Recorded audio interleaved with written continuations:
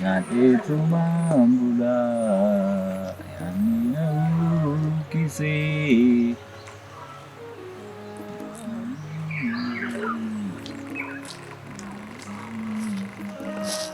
Roba, Mantap, akhirnya negara kamu jira, apa? jira kun. Maal hojjetta danaagu? Ani asuman ture. Maal mul'attu eessatti baddee jettan? Beeku balaan argamu bakkeetti hojii kanatti baay'atu. Biiftuu moo akkam goote dhumicha? Waa'ee biiftuu beektamaa? Dhageera. Waa'ee biiftuu seenaan isaa dheeraadha. Oduullee ta'u malee namarraa muraasa dhageera. Dhugaadha. Waa'een biiftuu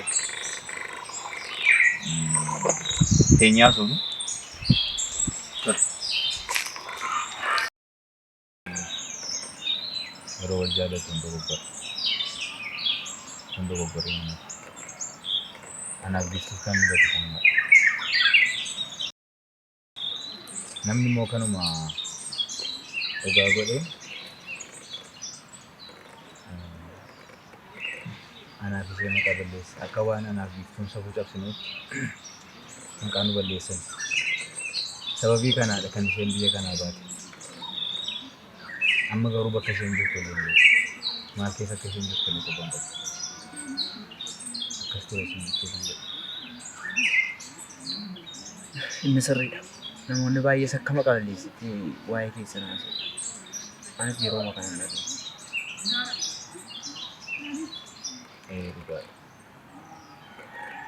Ati ofii nagaa ta'edha akkam Jirra waaqatti ta'u har'a geenyeera. kan jiru jiru. Bareedduudha. Amma maal yaaddireeti? Ani bakka isheen jirtu deemee barbaaduu qaba jedhee karoorfadheen jiru. Yeroo ta'e urjii hiriyaan ishee itti xalayaa barreessee itti ergeen ture. Deebii sana naan ergine amma waan kana. Akkuma kanallee mucaa fira keenyaatti illee akka harmeen keenya mana isaan teessu mana meetiif akka isheen teessu itti himennaan faarri ishee naa ta'u dide itti himennaan na dhaga'u dide. Maatiin isaaniis badaa nama jaalatan fakkaata. Kanaafi harmee koo dhiisee biiftuu koo bakka isheen jirtutti barbaadachuun qaba jedhee yaadaan jira. Akkasillee hin jedhin malee. Haadha keedhaa haadha tokkittii qabda. Moo haadha kan biraa qabda? Maaf akka kanatti yaadda? Dhugaadha. Haati lama jiru. Sababii haadha koodha kanan biiftuu koo hamma kanaa dhabee taa'ee. Garuu obsan dhabe. Haadha koo dhiisee deemuu natti ulfaate. Isheen mana keessatti baay'ee dhukkubsachaa jirti isheen jirtu. Biiftuu koo immoo lubbuudhaan jirti isheen illee hin beeku. Maal keessa akka isheen jirtu hin beeku. Erga isheen biyya kanaa baateeti hafuura isheen dhageenya. Yoo isheen lubbuudhaan jirtu ta'es yoo isheen duuteeti ta'e illee garaa koo kutadhee akkan taa'uu fi deemee barbaadachuun qaba jedhee yaada. Kana yaadan. Ati waan akkasii gonkumaa hin yaadin. Shamarran yoo ta'e abbaa barbaadde fuuchuu dandeessa. Garuu haadha kee tokkittii kee utuu isheen dhukkubsattu akkamitti dhiistee deemte? Tole maal godhu? Biiftuu koo sababii isheen biyya kanaa koo kan isheen baate sababii koodha. Mee maal godhu? Ani guyyaa tokko boqodhee jireenya gara jiraadheen beeku. Dhugaadha akka hiriyoota koo nyaata gaarii nyaadhee uffata gaarii uffadhee akka hiriyoonni koo jiraatanitti jiraadheen beeku. Erga abbaan koo dadhabeeti jireenya siqii jiraachaa dhukkubaa fi haalota wal xaxoodhaan dabarsan as ga'e. Keessumaa immoo dhukkubbiin harmee koo jireenya natti addeesse.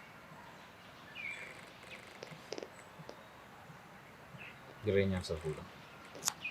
Uffata kanallee uffatan uffachaa jiru kanallee magaalaadhaatii namoota na beekantu naa erga.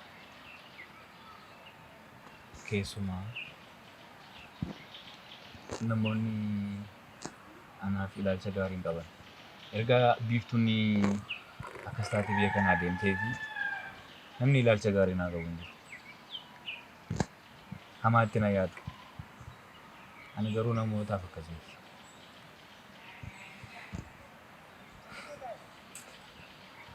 Dhugaa dubbachuuf anumtuu nama duukaa bu'ee ilaalcha akkasiin siif qaban ture.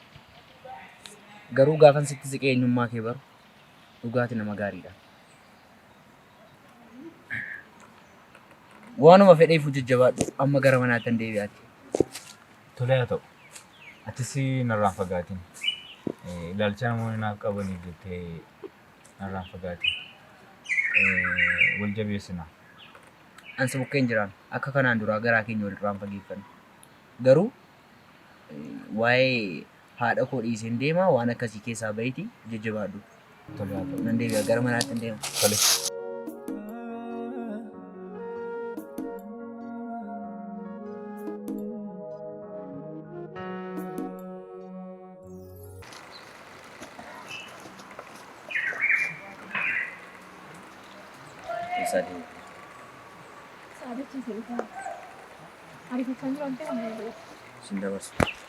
Dabarsiin jechaadha nageessa. Sin dabarsu.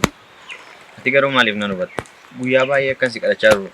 Maaliif dagatte? Amma isaan kun aannan nan uffisiseera. Galee ganaa hojii baay'een qaba. Kanaaf yoo dabarsi karaa furranaa ture. Tole miira koo naaf hubadhuu darbe. Ani koon deemee siin hin jenne. Garuu dhugaa sin gaddisiisu guyyaa meeqa akkasii kadhadhe ilaali.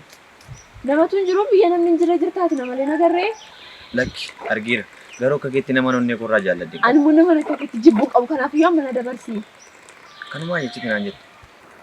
Maaliif miira koo naaf hubachuu dadhabde? Ganaa galee lagan deema kanaaf yoo amma rifachaan jira na dabarsi. Sin dabarsu. Har'a ganaaf hubadhu. Guyyaa baay'ee si kadhadheera. Sin gaddisiisu ani garuu obboleessa hin qabdu ati. Ati obboleessi koo tokko laata? Na dabarsi. Sin dabarsu. Na gadhiisi na dabarsi. Sin dabarsu. Yoo nan deemu karaa furranaa ture. Si dabarsuu hin danda'u.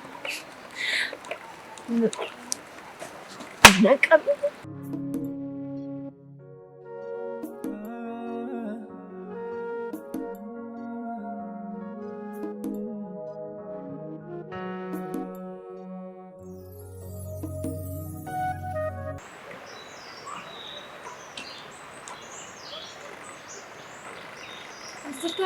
Asan jira, besar saat. Asal gaddacha silfaanaan immoo. Maal taatee hartare? Maal taatee hartare? Gurbaa sariyaa keessa diimaa sana abdiidhaan beektamni. Abdii maal godhe? Baay'ee mana rakkisaadha baqa. Karaan deemu dhabee yeroo hundumaa iddoo na argetti qabee na rakkisaa. Abdii miti moo? No, humna konteenaa sitti kana dura sitti muu fedhee wal loltu jedhee ni fe'an. Abdii sariyaa kooti. No, yeroo hundumaa baqa isaa galta kanan ta'e sanan ta'e naan jedhan margamu san jaalladhu. Maal jechuudha abdii matuna jala deeme yoom? Maal dhareyaan akkasii walitti buutan hin barbaadu garuu baqaatti mi'a akka inni na rakkisnetti. Hiriyaa isaa aman. Na jala deeme akkas godhaa yaadeen beeku abdii. Akka taartuuf sitti himne garuu yeroo hundumaa na rakkisa baqa. Humna konteenaa armee fatti ni madda dideennaan immoo. Amma horii akkam gootee dhufte? Amma horii lagatti hin gaddachaa ta'e hin gallubee baqa. Meetoo argiteetta amma ta'e anoo meetoo nee gaara basta ergisudha. Anaaf immoo jalqabu masaayyuu naa galeera. Yaadni keessa bukkeeramni. Meetoodha. Ani hin argine garuu ishee waan as jirtu natti fakkaatu amma kan hin gallaa. Eessa artere meetii? Jechuun ani iddoo isheen jirtu hin beeku garuu yeroo hundumaa waa'ee ishee haasofsiisi nuffisiisi. Ishee moo waa'ee ishee nan nuffisiisu dhufte asuma ta'anii eegalu. Maqaa ishee dhageessee naan akkatti hin kootutamni. Eegaa meetii. Ani gurbaa sana garuu argama isaa arguun barbaadu. Dhugaa rabbii. Waa'ee isaanitti kaastee na yaadachiisi.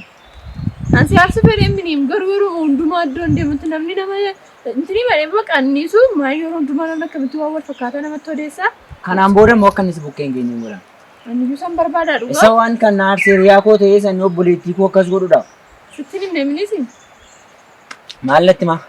Dhagaadhaan inni haatu inni jecha tokko kana booddee immoo natti dubbate dhugaa. Jedhee hin cannaqaminati. Itti himaan. Ani maan cannaqamu as teessee waa'ee miti yaadaa dhabneeti.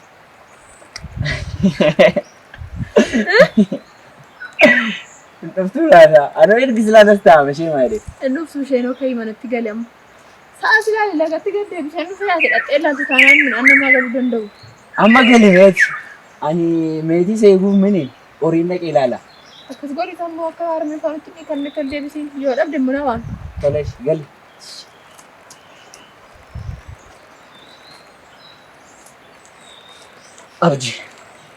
Abdiin tana jala deemeemu. Obboleettii koomu. Abdii kana goota dhee yaadiin beeku. Amma maal gochuun qabu? Qoy wanta hin godhu beekaan.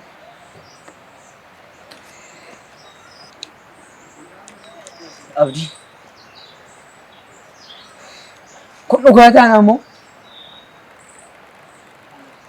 lubbuma tokko keenya abbaa malee kutan.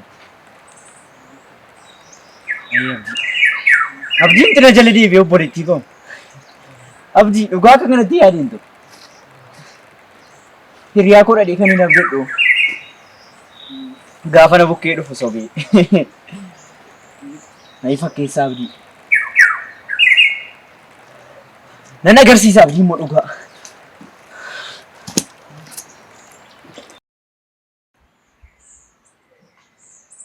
Har'a yeroo biraan si eeggata tarra saamaan kana haa eegdee abbaa horiitiin haalaatu. Harmee koo dhukkubaa jira gazetee fi dafee manatti galuun qaba. Ani koo as taasisaa hundu fe'amata. Waatu na dhiphisaa jira. Beektamini obboleettii hiriyaa kootii akkan jaalladhu. Isatu baay'ee na dhiphisaadha. Maal akka godhu wallaalee na gorsine. Obboleettii hiriyaa kootii Dhagahinnaan garuu maal takka uumamuun hin beeku. Na sodaachiseera. obboleettii hiriyaa kee jaallattu. Nan jaalladha. Maaltu kan hin ulfaatu? Baay'ee ulfaataam kanaaf waan godhu dha.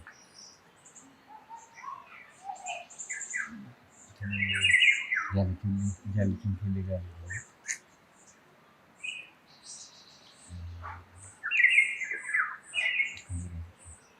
Ulfaata akka kootti hin ulfaatan obboleettii hiriyaa koo hin jaaladhu yaada. Garuu jaaladha waan ta'eef. Itti yaaduu wanta ta'e nuti sun hin beekin hin jaalladhi nan gaafadhi isa immoo karaarra dhaabaan ture. Qattee gaafa irratti mattu maal takka uumamu hin beeku na sodaachiseera naan garuu baay'ee. Itti natti mijeetti yaadda. Baay'ee akkana jibbitus natti hin beektu waan ta'eef qattee waan itti mattu natti fakkaata. Hiriyaa kee immoo hiriyaa kee wajjin gahuu wallabdu. Naan beeku baay'ee waan ishee jaallatu waama na reebu faanatti fakkaataa jira. Hiriyaa kee dhabuu moo isheetti jaallatte dhabuu keessa? Kana murteessuun baay'ee ulfaata. Lamaan isaanii karaa gara garaan jaallatu. Inni naaf hiriyaa koo yeroo hundumaa na biratti. Ishees immoo baay'ee jaalladheera. Kana murteessuun baay'ee natti ulfaata. Dhugaadha garuu. Waan naan jettuun qabdu ammatti na gorsine. Anillee jaalladhu sun jiru jibbisi hin jiru garuu jaallachuu fi hiriyaa obboleettii hiriyaa kee.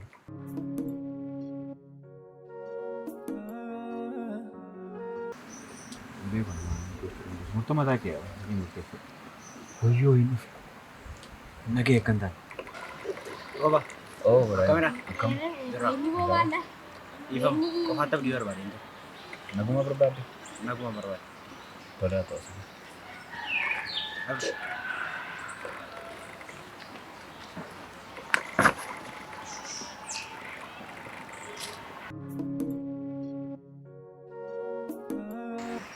Ati garuu nama akkamii? Maaliin godheedha? Kan obboleettii koo na jala deebitee ariitu harka ishee irraa nyaachaa mana keenya nyaachaa. Mee maaltu sitti dhaga'amasi? Tani miira keessaa bahe. Akkuma ati meetii jaallattutti namni akka carraa ta'e jaallatu. Jaalalli immoo waan itti yaadamee ta'e miti. Kanaafiyyuu waan an godhu dhageen gaafadheen. Anaafati hiriyaadha. Eeyyee beekas. Garuu maal godhuudhaan? Maal godhi naan jettatu si ta'e maal godhu? Ana jala deebitee obboleettii koo. Tolee balleessee. Ifa madaani. An garuu kana sirratti yaada. Nama akkasii dhassin seenu. Ati garuu saree wayiidhaan. sirriidha. Harka shiiraa nyaadhee kee diimbii waan akkasii gaafachuun koo dogoggora. Garuu wanti uumame hundumtuu wanta inni itti yaadee godhe miti. Kanaafiyyuu miira koo naaf hubatta deemsi yaadee ture. Ati garuu nama miira koo naaf hubachuu danda'u miti. An kaniif dhufeef kanaaf miti.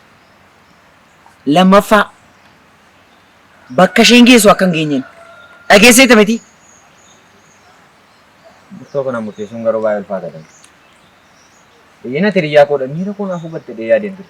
Ati garuu miira koo maa naaf hubachuu hin dandeenye. Miira keessiin hubadha.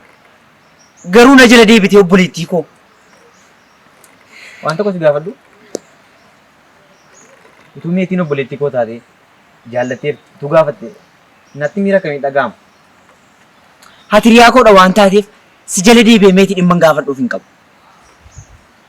Garuu ati saree wayiidhaan maal sammuun kee waa yaaduusin? Yaaduu dhiisee miti hin gaafatu. Maaliif miira koo naaf hin hubattu? Sitti ulfaataa si miira koo naaf hubachuun ilmoo dhiiraadha inni ati. Shayyuu hiriyyaa koo yeroo akkasitti natti dheekkamtu dhugaa baay'een sitti qaana'e. Gaafa akka kanatti afaan guuttee akkas naan jettu maaltu sitti dhaga'amasi? Nama akkamiidha ati garuu? Na dhageessa bakka isheen geesse akka hin geenyeen. Ati garuu hiriyaa koodha siin jechaan turen gantuu wayiidha. Lammaffaa maqaa ishee akka nuun dhageesse.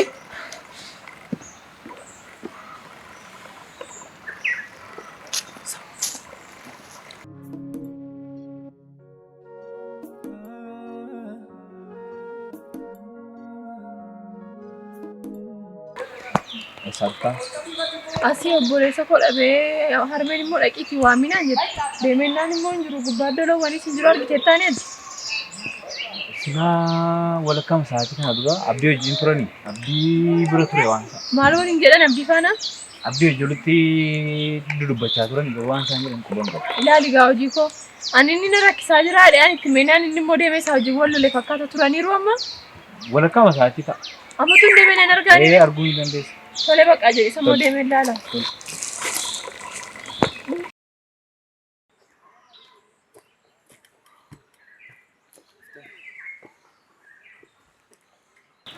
Maasin jedhee nagaan so'ame. Jechoota baay'ee sammuutti ulfaatan naan jedhe.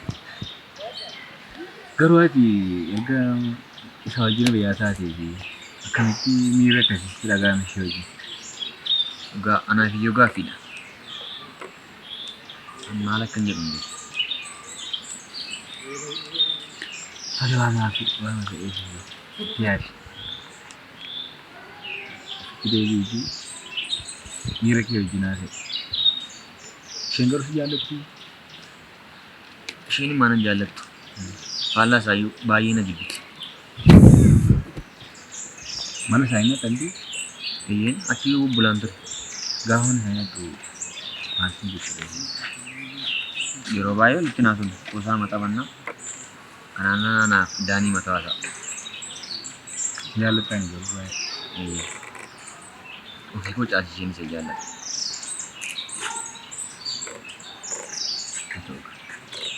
Kan immoo gara fuulduraatti isheen beekuu jaallachuu dandeessu. Yoo isheen jaallatte immoo isaa wajjin yoomuu yoo labdan akkam godhu. Imaamuun baay'ee ulfaata. Gaasilas waan waan miidhu ittaan miidhee teenyee maalaallaa waan ta'u. Ni amma nan galaati horii kun ani guddaa ammatti naayigdeetti laattiin deemu. Horii rakkoon qabu. Asumaan jira waan ta'eef siin ilaala.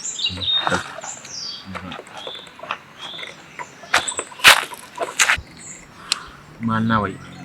Daanii isa kan maaree deemetti lammaffaa waan na bira argu miti. Yoon mana isaanii dhaquu dhiise maal taatanii jedhanii maatiin gaafachuun isaanii oolu. Mana isaanii irraa natu danda'e citamu. Ofii makoon ibidda qabadde harkaan.